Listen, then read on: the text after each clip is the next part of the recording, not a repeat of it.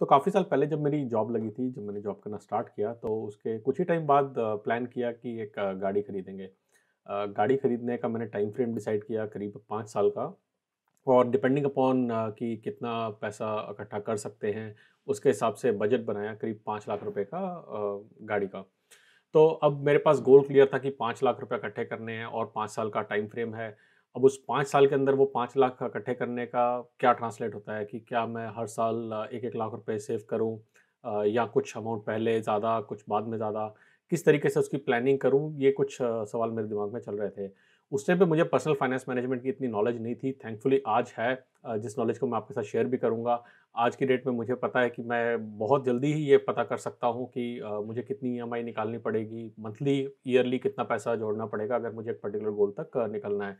आप भी ये पता कर सकते हैं 5 से 10 सेकंड के अंदर एक फ़ॉर्मूला डाल के सीधी की सीधी वैल्यू निकल आती है। प्रॉब्लम सिर्फ़ ये है कि हमें ये सब चीज़ें पता नहीं होती हैं। थैंकफुली आज हमें पता है।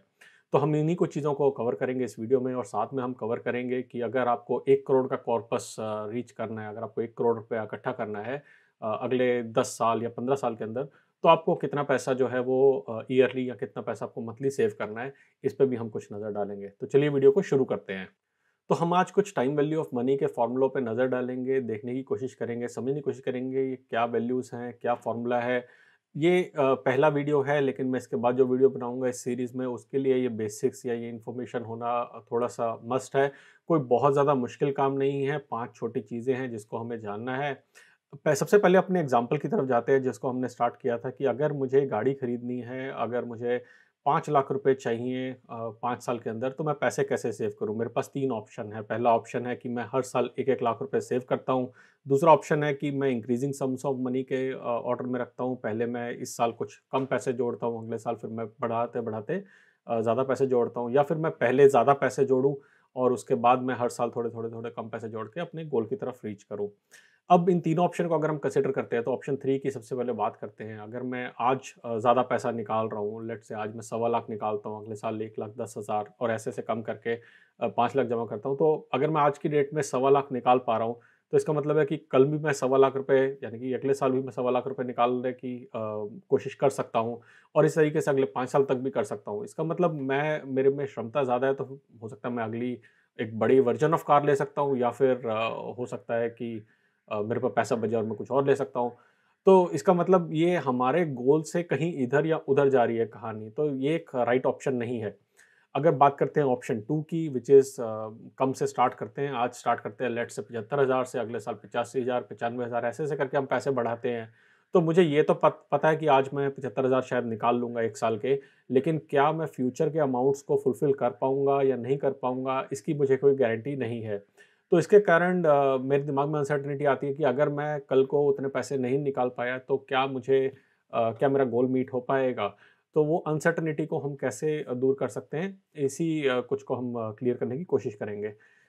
पहला ऑप्शन जो सबसे पहला था, वो ये था कि हम हर साल 1-1 लाख रुपए को जमा करते हैं। अब इस केस के अंदर हमारे पास एक सर्टेनिटी आ जाती है कि 1 लाख रुपए अगर मैं इस साल निकाल पा रहा हूँ, तो काफ़ी ज़्यादा प्रोबेबिलिटी है कि मैं अगले साल और उससे अगले साल भी इस 1-1 लाख रुपए को निकाल सकता हूँ।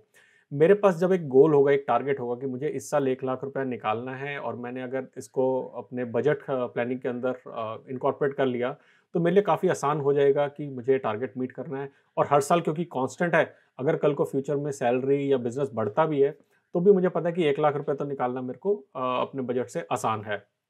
तो इन तीनों में से जो सबसे पहला ऑप्शन है वो काफ़ी वाएबल लगता है कि 1-1 लाख रुपए को बचाते हैं और उससे हम अपने गोल को मीट करते हैं। लेकिन जो पहले ऑप्शन के अंदर एक और कहानी आती है, वो आती है इंटरेस्ट की। अब जब पैसा मैं अपने पास रख रहा हूँ, जो पैसा मैं जमा कर रहा हूँ, उसको मैं कहीं पे कैश रूप में तो हम नहीं रखते हैं। हम पैसे को यूजुअली और कहीं नहीं तो सेविंग्स में डाल देंगे। ऑप्शन अगर हम पैसे बढ़ाने के लिए देखें, तो हो सकता है हम 5 साल के लिए फिक्स्ड डिपॉज़िट में डाल दें, कोई रिकरिंग डिपॉज़िट खोल देंगे। नहीं तो अगर म्यूचुअल फंड में इन्वेस्ट करें, लिक्विड फंड्स के अंदर या डेट फंड में हम इसको इन्वेस्ट कर सकते हैं, जहाँ से मेरे पास कुछ इंटरेस्ट आएगा इस पर्टिकुलर अमाउंट पे। अब जब मेरे पास इंटरेस्ट आ रहा है इस अमाउंट पे, तो इसका मतलब है कि जो मैं पैसा जमा करा रहा हूँ, उस पैसे के ऊपर मेरे को कुछ और इंटरेस्ट मिला, तो मेरा जो ओवरऑल गोल है 5 लाख का, उससे एक्चुअली मेरे पास ज़्यादा पैसा इकट्ठा हो जाएगा।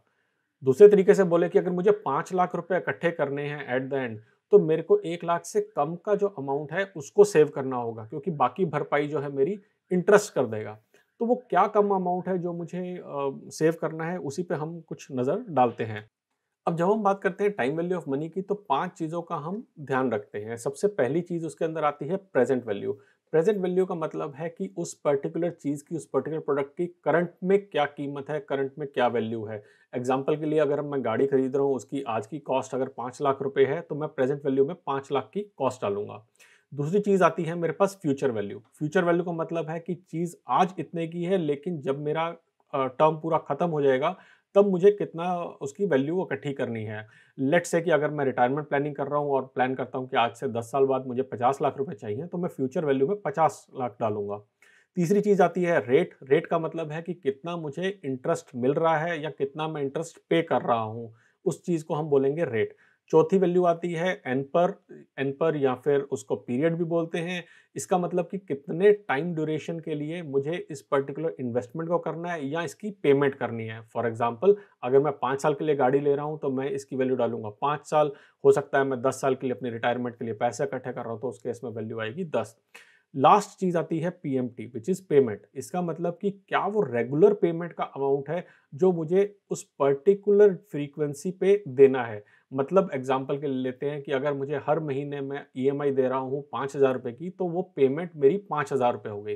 हो सकता है कि अगर मैं 1 साल के अंदर 1 लाख रुपए इकट्ठे कर रहा हूँ, तो मेरी पेमेंट यहाँ पे 1 लाख रुपए हो जाएगी।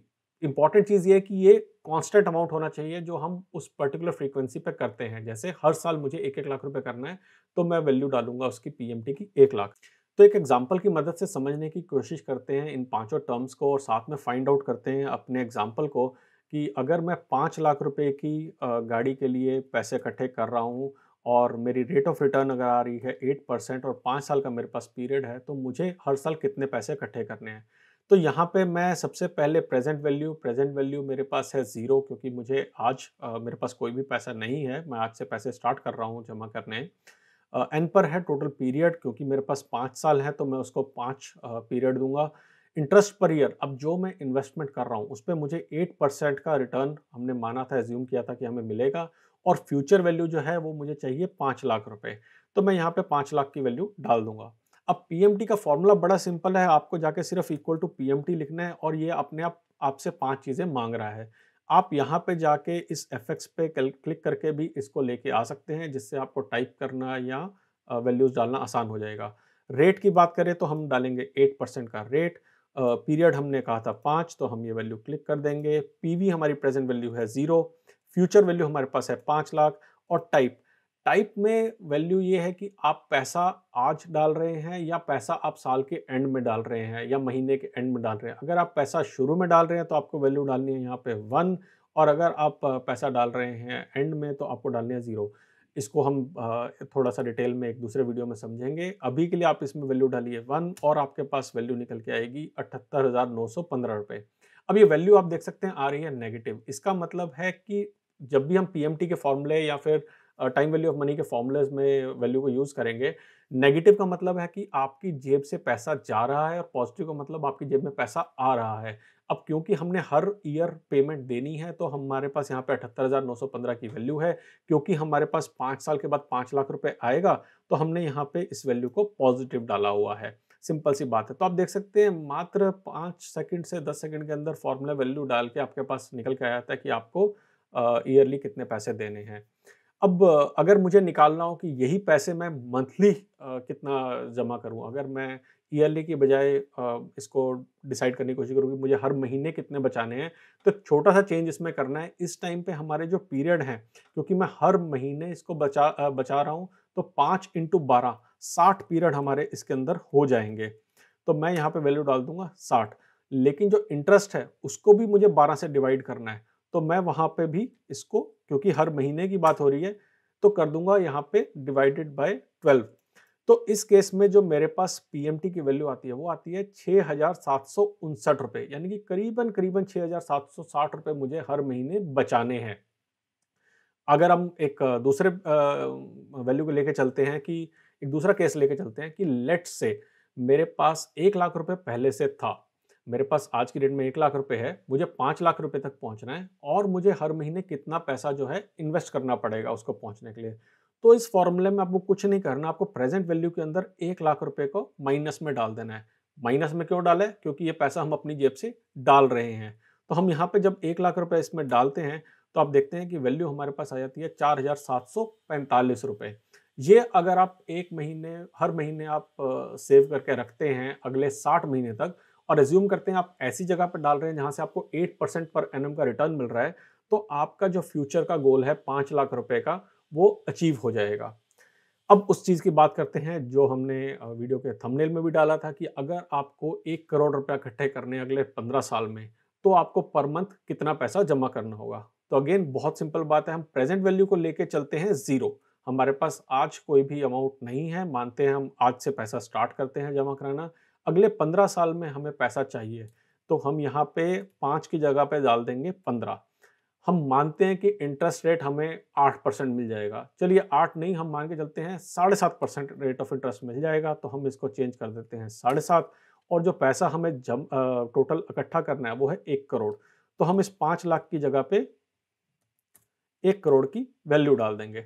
तो उसके हिसाब से मुझे हर महीने 30,013 रुपए जमा करने हैं। अगर मैं 30,013 रुपए हर महीने जमा करता हूँ अगले 180 महीने के लिए और एज्यूम करता हूँ कि मेरा रेट ऑफ रिटर्न जो रहेगा वो रहेगा 7.5%, तो मैं इस पर्टिकुलर वैल्यू तक पहुंच जाऊंगा। यानी कि आपको इतने पैसे जमा करने हैं ताकि आप 1 करोड़ के लक्ष्य तक पहुंच जाए। तो ये बहुत ही सिंपल पीएमटी के फॉर्मूले रहते हैं जिसको देख के, जिसको कैलकुलेट करके आप निकाल सकते हैं कि आपको कितना पैसा जो है अपने फ्यूचर गोल के लिए जमा करना है। अब चाहे बात हो आपके किसी बड़े एसेट के लिए, लेट्स से कि आप घर बना रहे हैं या फिर हो सकता है कि आप अपने बच्चों की एजुकेशन के लिए पैसा इकट्ठा कर रहे हैं। हो सकता है आप फॉरेन वेकेशन के लिए इकट्ठा कर रहे हैं या फिर जैसा कि हमने देखा अपनी रिटायरमेंट के लिए प्लान कर रहे हैं। तो इन फॉर्मूलों की मदद से आप बड़े आराम से पता कर सकते हैं कि आपको मंथली कितना पैसा जमा करना है। एक जो चीज़ इसके अंदर और इम्पोर्टेंट मैं आपको बताना चाहूँगा जिसको हम काफ़ी इग्नोर कर देते हैं, वो ये है कि हमें ये भी ध्यान में रखना चाहिए कि फ्यूचर में इसकी वैल्यू क्या होगी। मान के चलते हैं कि हम आज की डेट में प्लान कर रहे हैं, जैसे जब हम गाड़ी का एग्ज़ाम्पल ले रहे थे तो हमने प्लान किया था कि 5 लाख रुपए की गाड़ी लेनी है। अब ये 5 लाख रुपए की कॉस्ट आज की डेट में है। इन्फ्लेशन के कारण इसकी जो वैल्यू है वो चेंज हो जाएगी। इन्फ्लेशन के कारण काफ़ी मुमकिन है कि आज जो चीज़ 5 लाख की है वो आज से 5 साल बाद 5 लाख की बजाय हो सकता है 5.5 लाख की हो सकता है पौने 6 लाख रुपए की हो। तो हमारे फ्यूचर गोल को हम मिस ना कर दें, इसका भी हमें ध्यान रखना चाहिए। अब इन्फ्लेशन से हमारी फ्यूचर वैल्यू कैसे इम्पैक्ट होती है, उसको हम अपने अगले वीडियो में देखेंगे। लेकिन जब भी आप प्लान कर रहे हैं, इसको ज़रूर ध्यान में रखिए कि आप आज की डेट में जो प्लान कर रहे हैं, वो आप आज के हिसाब से कर रहे हैं या फ्यूचर के हिसाब से कर रहे हैं। तो आज के वीडियो में बस इतना ही। इस छोटे से फॉर्मूले की एक्सेल शीट मैंने अपने लिंक में डाली हुई है, आप वहाँ पे जाके इसको डाउनलोड कर सकते हैं। अगर आपके कोई सवाल हैं तो मुझे ज़रूर बताइए। वीडियो अगर पसंद आए तो लाइक पे क्लिक कीजिए, अपने फ्रेंड्स और फैमिली के साथ शेयर करिए। हम अगला वीडियो लेके जल्दी आएँगे, तब तक के लिए बचाते रहें, कमाते रहें बिकॉज़ एवरी पैसा मैटर्स।